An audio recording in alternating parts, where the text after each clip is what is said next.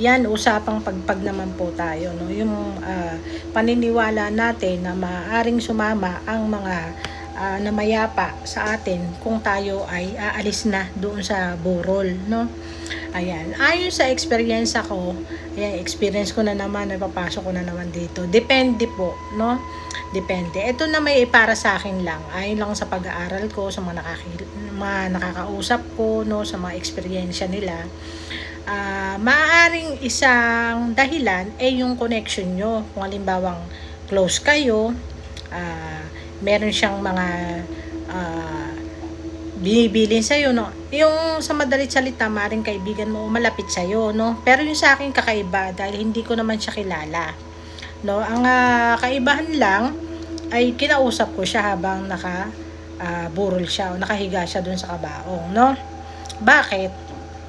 Ayun yung sinasabi ko sa inyong depende. Bagamat kami hindi magkakilala, pero nakitaan niya ako ng potensyal na kaya ko siyang ipagdasal, no? Sa totoo lang, nagpagpag naman ako no? Hindi kami dumiretso dun sa tinutuluyan kong bahay. Kung hindi, dumiretso kami dun sa bahay ng kaibigan ko dahil may kinuha siya. Naka-stuck kami sa tulay. Ando dun kami. Iniintay ko siya. Ando dun ako sa loob ng tricycle. Yun nga, bigla kaming kinalabit, no? Kaming dalawa na nasa loob ng tricycle. Ayun nga, kung nasusundan niyo yung mga kwento rito, nasa isang video ko yun, ayun dahil siguro pinapaalala niya yung pangako ko sa kanya, na kasi kinausap ko siya, sabi ko sa kanya, sayang ka, ang gandang lalaki mo mapanaman, kaya kung nagkakilala tayo siguro hindi ka nagpakamatay, no?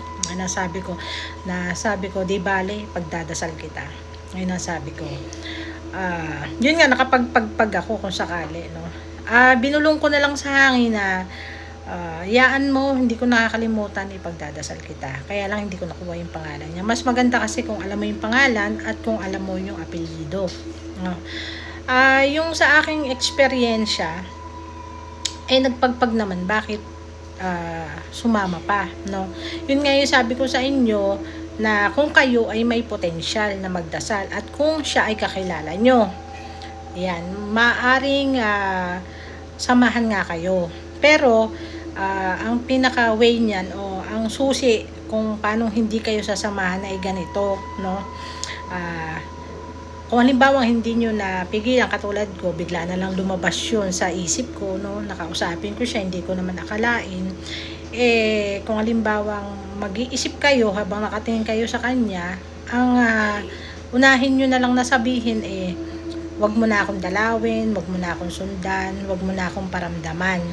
Pero ipagdadasal kita kasi natatakot ako. Ganon duwag ako, no? Ayan. Pero yung pangako ipagdarasal kita, yun ang wag mong kakalimutang sabihin para hindi ka nasamahan, no? Ayan.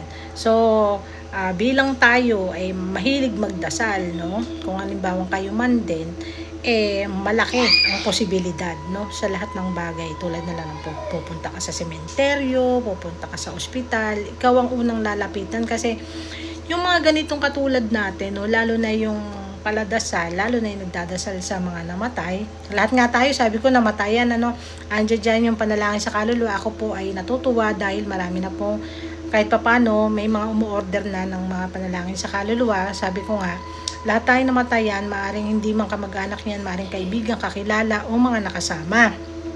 So kailangan ipapanalangin natin sila, no? Yung may potensyal, no, na tayo ay makapagdasal para sa kanila. Ayan, kaya isa siguro yun sa dahilan kung bakit kahit hindi ka man kamag-anak o kalapit o kakilala ay maaari kang sundan. So, yun lang po, no? Para kasi tayong, umiilaw sa dilim, no? Ayan, lalo na yung mga katulad namin. Para kami umiilaw sa dilim na parang feeling siguro nila, kaya nilang makipag-ugnayan pa kahit nandoon na sila. So, yun lamang po, pagdasal po natin yung mga mahal natin sa buhay na namayapa na, tulad ng tatay ko, bukas po yung kanyang 3 taon ng kamatayan.